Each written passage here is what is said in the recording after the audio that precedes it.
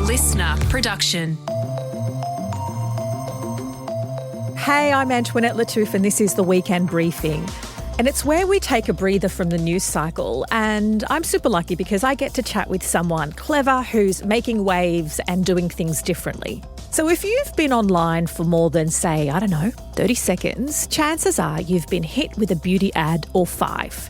And it could be an influencer or a celeb flogging a serum or swearing by this new gadget that will save your neck. And I'll admit it, I've been seduced. I've thought, yeah, obviously I need 3 of those jade roller things to stop my neck turning into poultry. It's ridiculous, but it's kind of what happens to the best of us. So enter Dr. Michelle Wong, a chemist turned beauty mythbuster. And she's also the brain behind the wildly popular Lab Muffin Beauty Science. She's gone viral for her no-nonsense, science-first approach to beauty products. And in this episode, she talks about her very first unexpected career pivot, and she spills the tea on the beauty fads that totally flopped when she put them under the microscope. And later, it is the Weekend List, where producer Helen Smith and I share our totally unsolicited recommendations on what to read, watch, eat or do. It's like your group chat, just with fewer typos and no passive-aggressive scene receipts. But first, let's dive into the glossy and occasionally grubby world of beauty with Dr. Michelle Wong.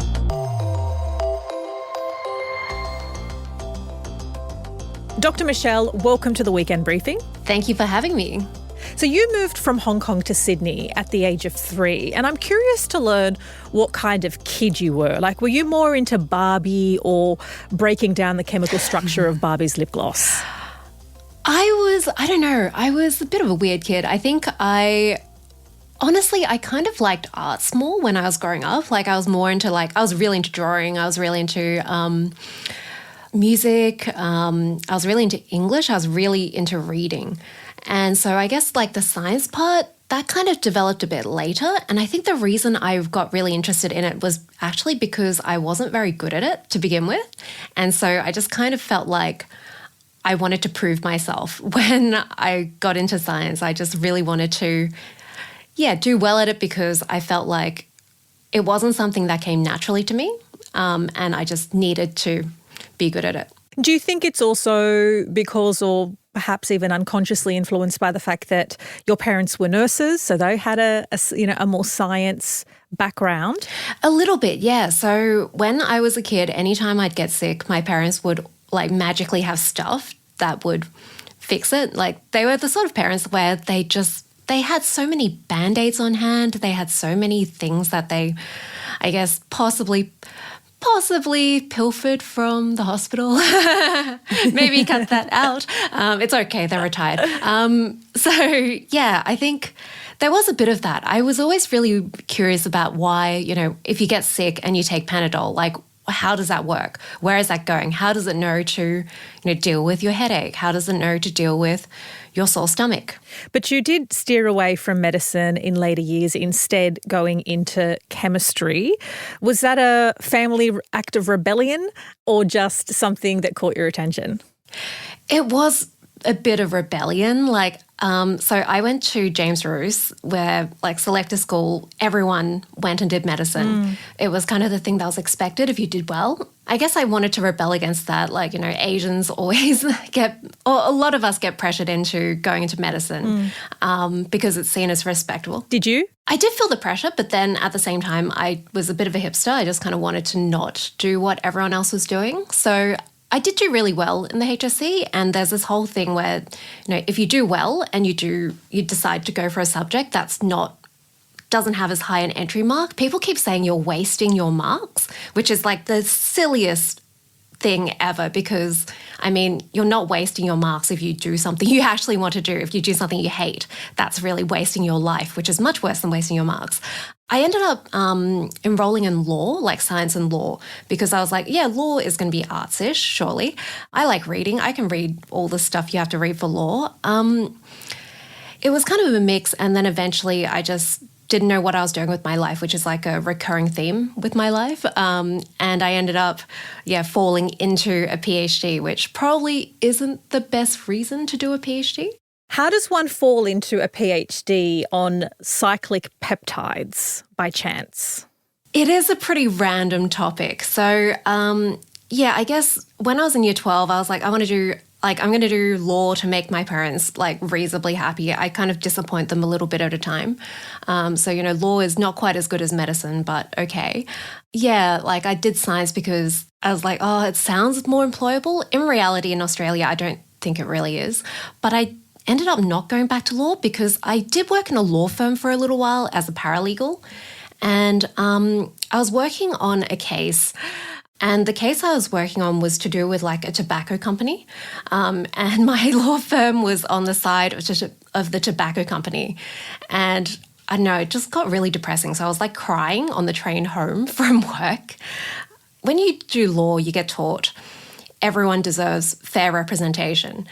But then I realized, like, I don't have the personality to deal with that. Like, I can't. Neither do I. I'd be like, you suck. I'm not representing you. I don't agree with that. I'm not representing you. But I guess that defies the very principles of law, right?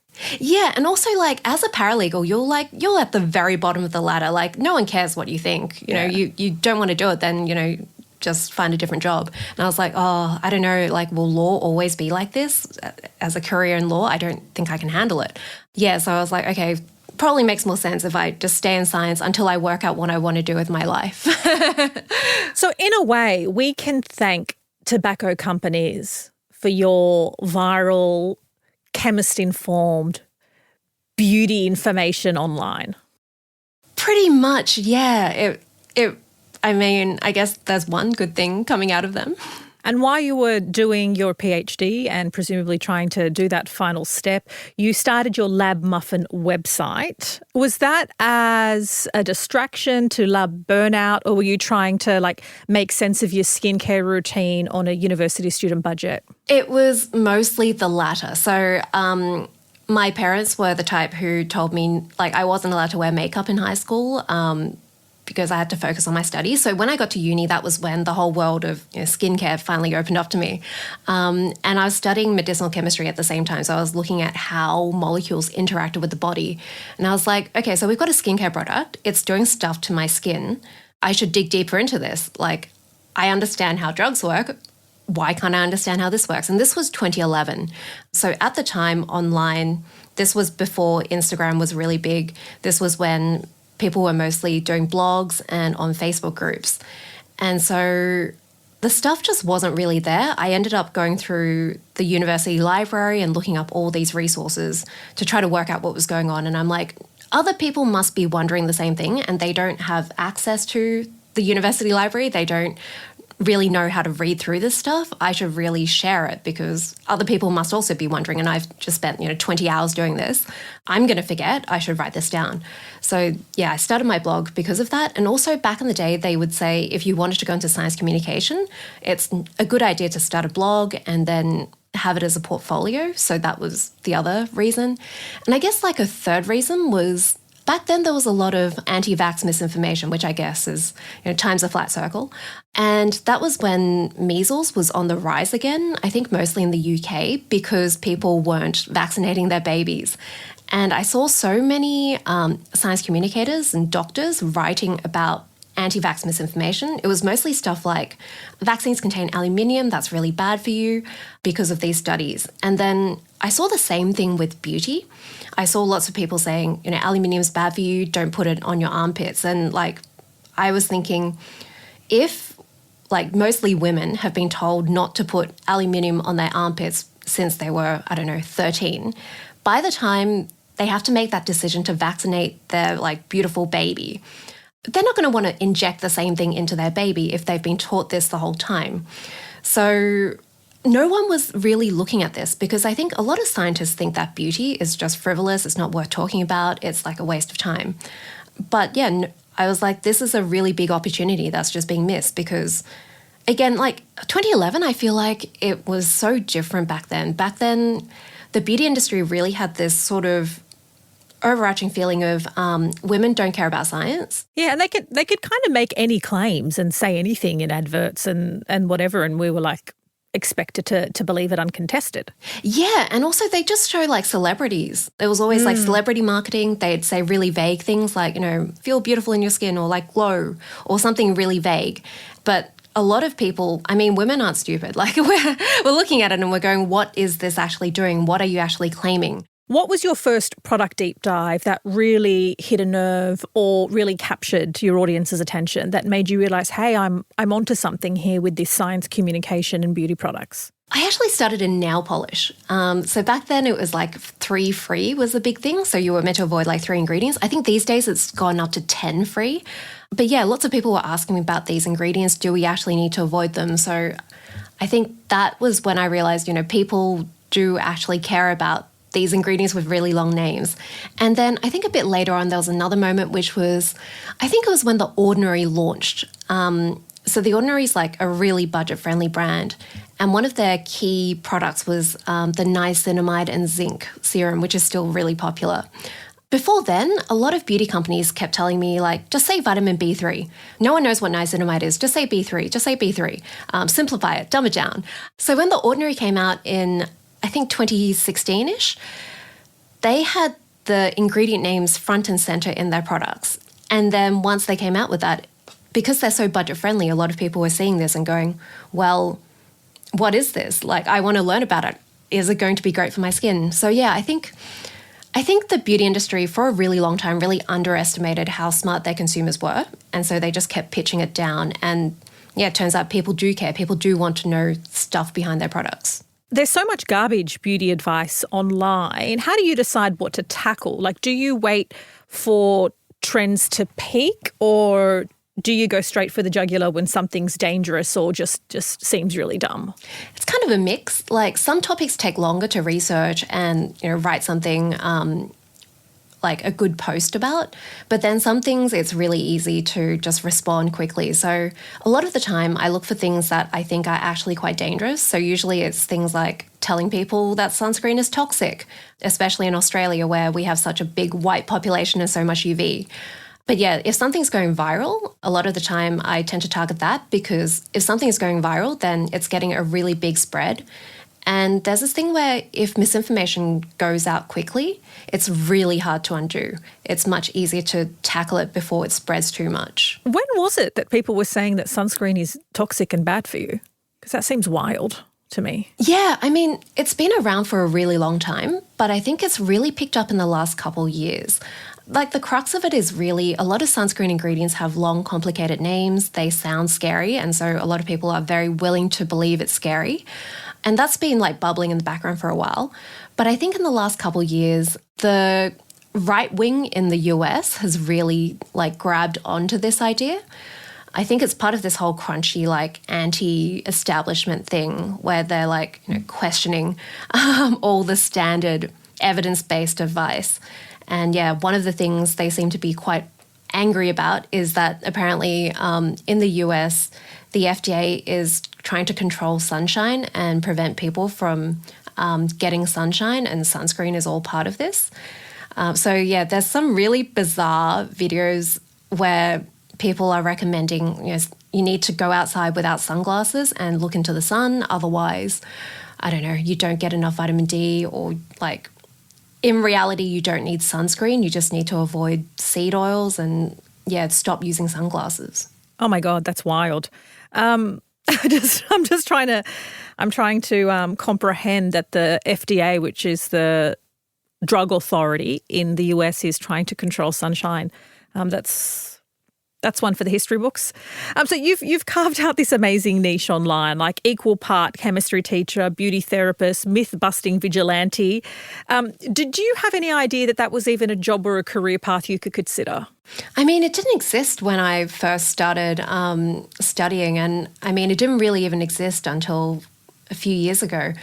So yeah, no, definitely not. I did kind of want to be a teacher, and I kind of wanted to be a journalist. So it's kind of like, it's all merged together, kind of. And your most watched video on YouTube, last time I checked, with 1 million views, is about hydration destroying your hair. Should you hydrate your hair? From all of the hydrating products out there, you'd think the answer is obviously yes.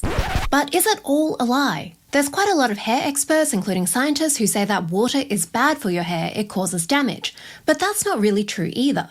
So hair products, like I often stand in the section, like at the chemist of the hair products, and have no idea what to pick up? Because, and maybe this is just my skepticism, is it fair to say that so much of what is promised can't be delivered? It's pretty tough with hair. So hair, I think there's so many issues with hair products. I guess the biggest issue is that hair is really finicky. Like everyone has different hair products that work for them, and there's so many things that go into it, like things like your water quality, the humidity, for example. So something that works for you in Sydney, that's not going to work for you when you go to maybe Melbourne or, into the Northern Hemisphere. Like so many of us, our hair just it changes a lot on the plane. And that's all just humidity. And obviously humidity changes all the time. But yeah, there's a lot of things being promised in the beauty industry in general that just doesn't entirely work. So hair repair, for example, is a really big one. I feel like I just ignore the word repair now, but I mean, it is such a lie. Like hair, none of the hair products on the market are going to, mend together a split end, for example. Most of it just makes your hair feel nicer, which, I mean, is a big part of the equation, because if your hair feels nicer, it means it's smoother. It's not getting snagged on like your fingers, on your brushes, and that snagging causes a lot of damage. So in one sense, there's a lot of lies, but in another sense, I think a lot of products work in ways that people don't really expect. Like a lot of people think that coating your hair in a smooth layer isn't doing much, but it's actually doing so much in terms of reducing damage. So do you think then there needs to be stricter advertising standards or restrictions on what can be promised on labels, particularly because often these beauty products promise the world and they have a price tag to match it? I think the regulations are actually already there. Like there's so many false advertising regulations. I think the biggest thing is enforcement. So one of the big, I guess, regulations in the EU that I think should really be a bigger thing here is they rule out denigrating claims. So for example, paraben-free. Parabens are a type of preservative and it's really overblown what their dangers are. Like they are actually very safe. Yeah, so it's kind of going like, oh, we don't have parabens, that's a good thing, and essentially slinging mud at parabens. Exactly, yeah. Like if you go into a shop and you see paraben-free, you're going to assume that like being paraben-free is a good thing. It's a selling point. Parabens must be bad. But in reality, they're actually like some of the least allergenic preservatives. They're super safe.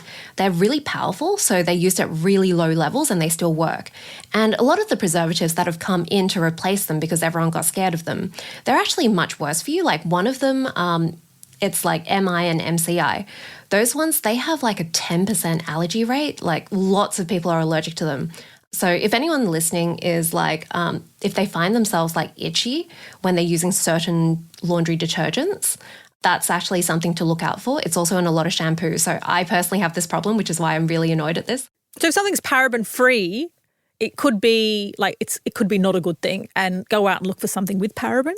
Possibly, yeah. So, I mean, it depends on what you're allergic to. There are a very small number of people allergic to parabens, but, I mean, parabens are used in lots of medical products like drugs, prescription products. And, yeah, I mean, they wouldn't be used in them if they had massive problems because drugs are really carefully regulated. So what's the one beauty myth that refuses to die, no matter how many times and how many ways it's debunked? I think the one that I end up debunking endlessly is the idea that there's all these ingredients in products that are really bad for your health. Like, that's just not true. If there were, then companies would be like exposing each other the whole time. They would be sued to, I mean, they are kind of sued to oblivion in the US, even though a lot of the stuff isn't backed up. But I mean, being sued is a really big deal. They would not be using them if they didn't have to, like if they weren't actually useful in products. And does that apply to one product line in particular or across the board? I think it's across the board now. I think anytime there's sort of like a treadmill when it comes to ingredients being demonized, like parabens were demonized and most products don't have them anymore. So there's like the new preservative that was used to replace them, phenoxyethanol. There's a whole bunch of stuff about that being bad. A lot of the time, I think it's companies who don't have the resources to invest in like research to make their products actually work better. They can kind of get away with selling their products for more if they kind of make up some benefits. And a lot of the time, the easiest benefit to make up is that stuff that you buy in supermarkets, stuff from big companies, that's got all these toxic chemicals, but somehow this tiny company that has no scientists on their team, it's just one person in their kitchen, somehow they're going to make a safer product. And it's like that is just not really realistic. And let's talk skin and genetics. How much of the perfect skin or the voluminous hair that people aspire to and pay a lot of money for just comes down to, DNA privilege and ethnicity? So much of it comes down to genetics. Like genetics, I don't think you can really overcome it. I guess it's like a lot of the time when you are using products, you are just trying to, make the best of your genetic situation. But I mean, the whole thing about how white people age faster, like that's true in Australia, especially with UV. Like melanin is really protective for skin. But then people with more melanin, the way we age, it tends to be with uneven skin tone, like we end up with dark spots. So yeah, a lot of it is really genetic and there's not really much you can do to overcome that, but you can sort of try to make the best of your situation.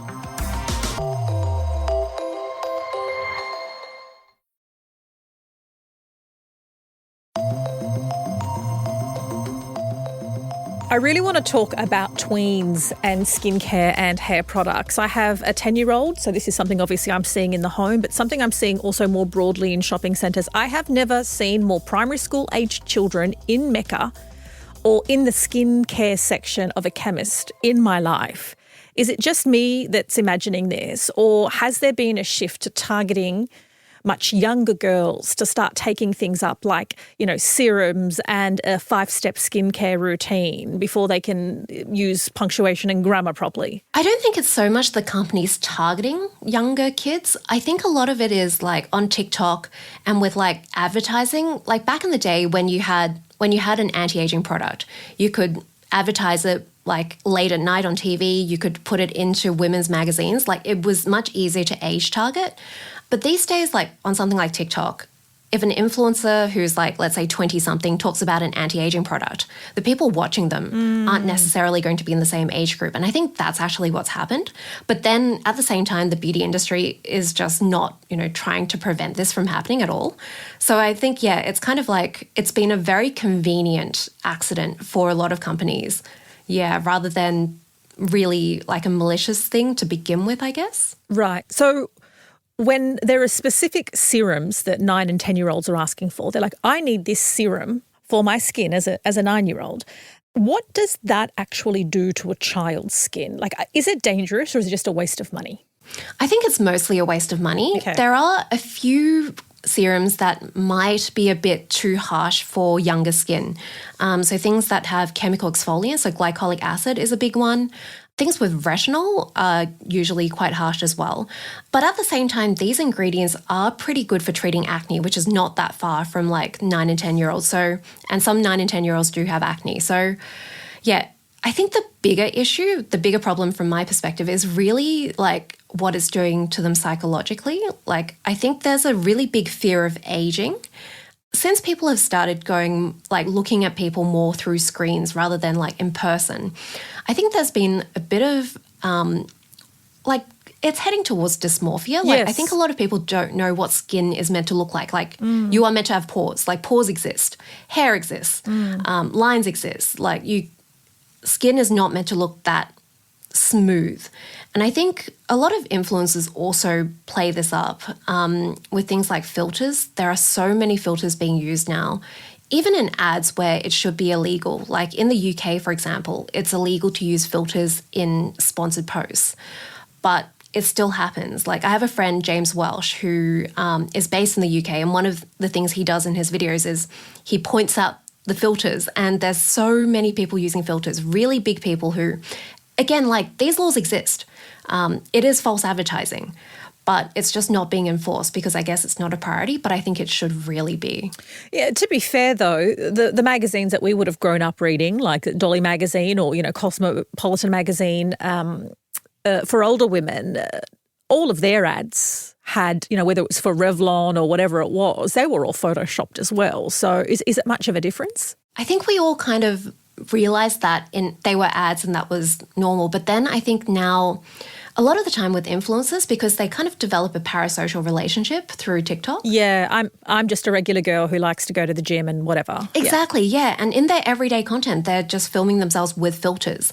And I think that's where the big difference is. Like it was there was a much clearer line back in the day. Sure. You knew this was an ad. And then now it's like, if an influencer is using a filter in their sponsored post, they're also going to be using the filter in their other posts because that's what they have to do to maintain their image of having perfect skin because they use whatever product they got paid for.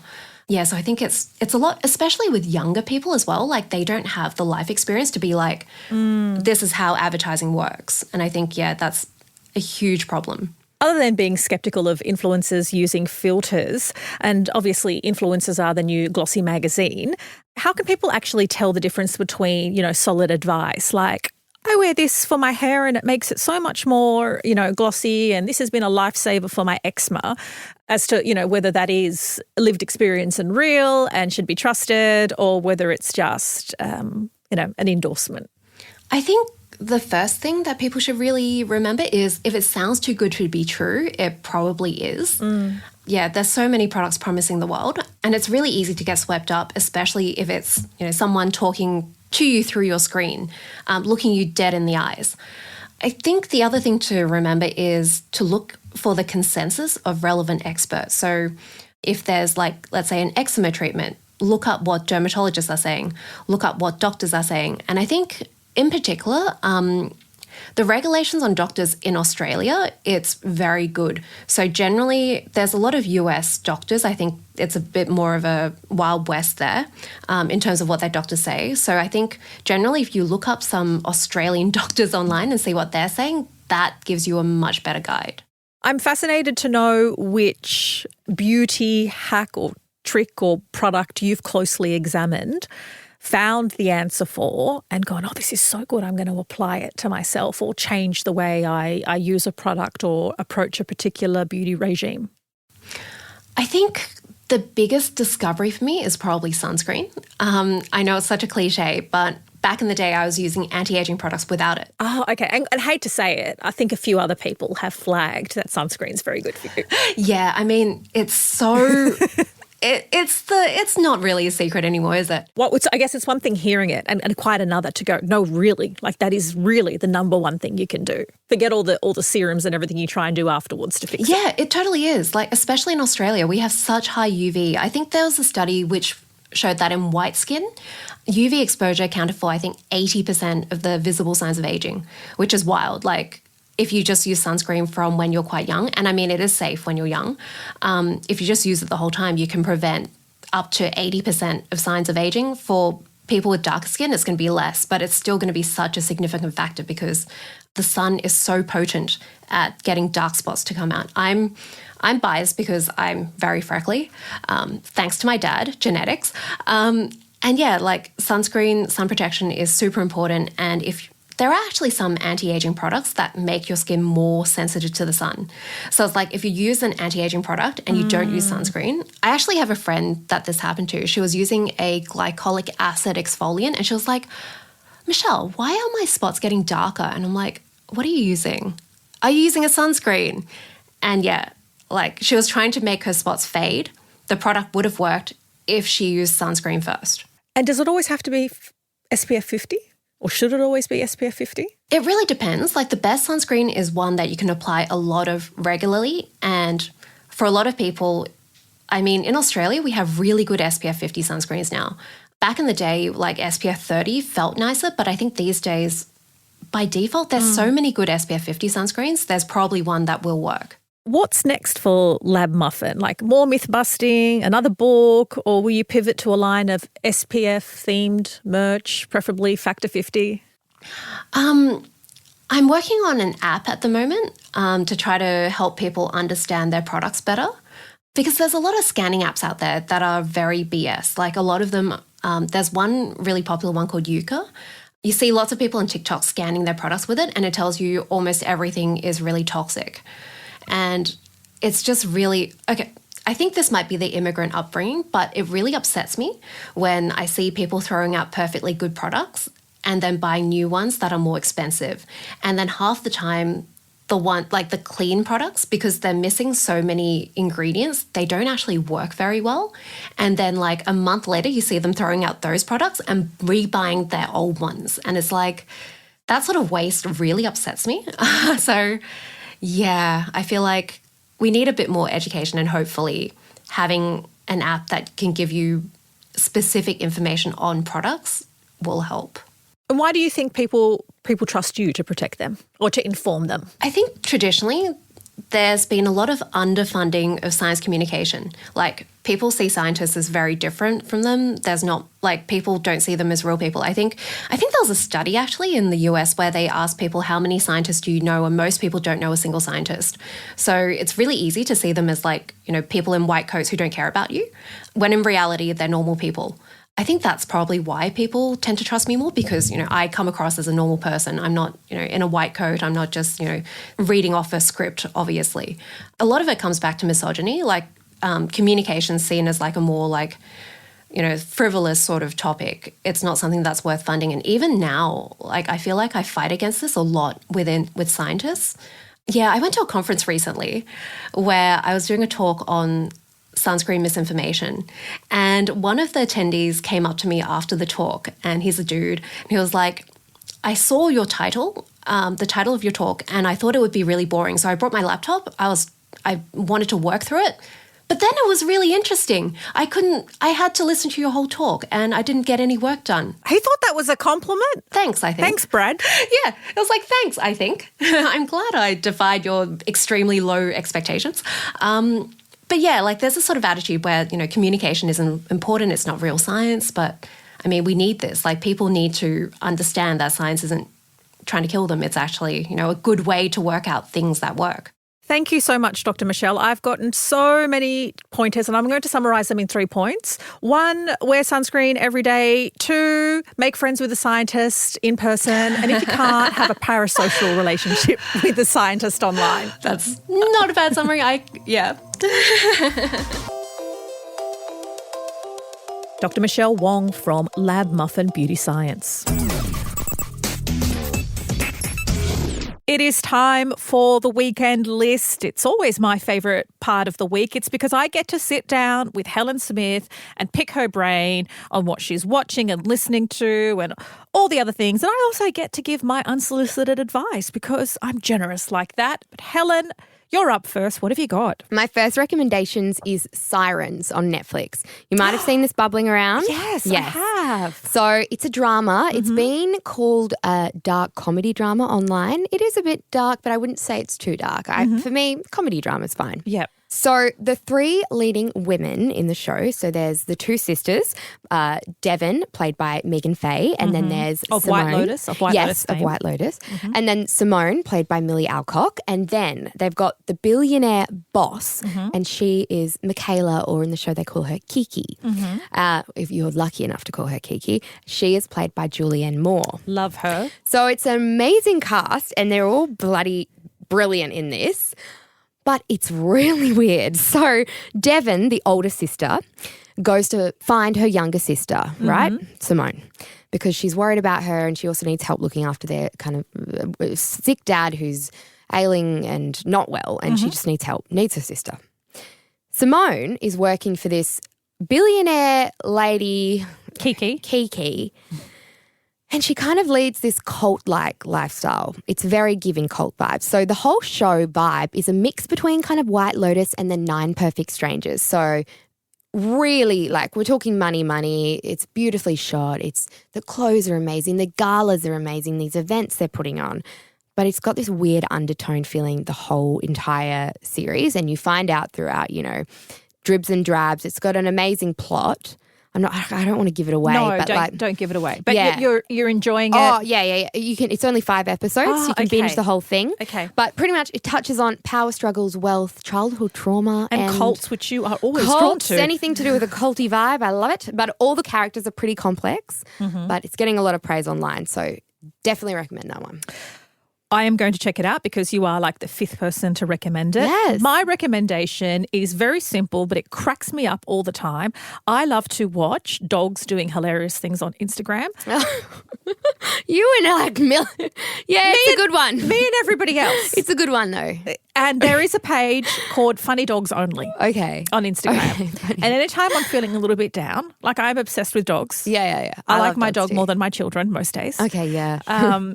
And whenever I'm feeling like, ugh, I just go to Funny Dogs Only on Instagram and I have a laugh. And I know me and about 6 billion other people in the world enjoy watching funny dogs. But I found a good page that curates them, Funny Dogs Only on Instagram. You are welcome, everybody. That is handy because it's hard to find good funny dog videos. Like they can just be mid. But if you've got a whole place that you're like, oh, okay, my mum's going to love that too. She always sends me funny dog things.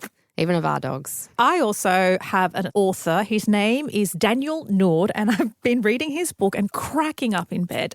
It's called How to Dodge Flying Sandals, and it's a memoir. And so I think the flying sandals is to evoke the imagery of any ethnic child who has been a mum, an ethnic mum chucking a sandal at you. I was like, yeah, a mum or even a thong. A thong, yeah. And so it provokes that kind of imagery, but it's also about, coming of age in Australia.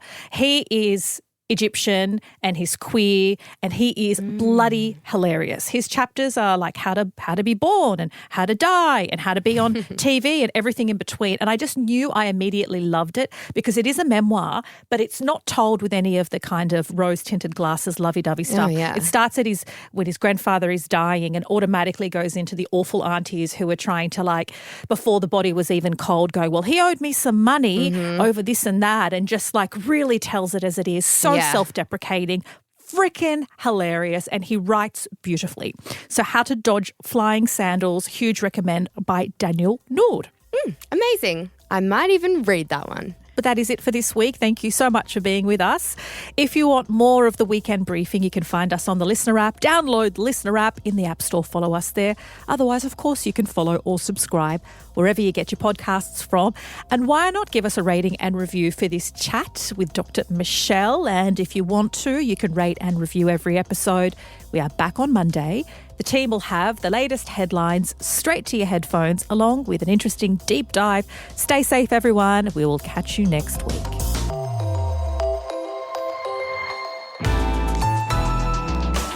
Listener.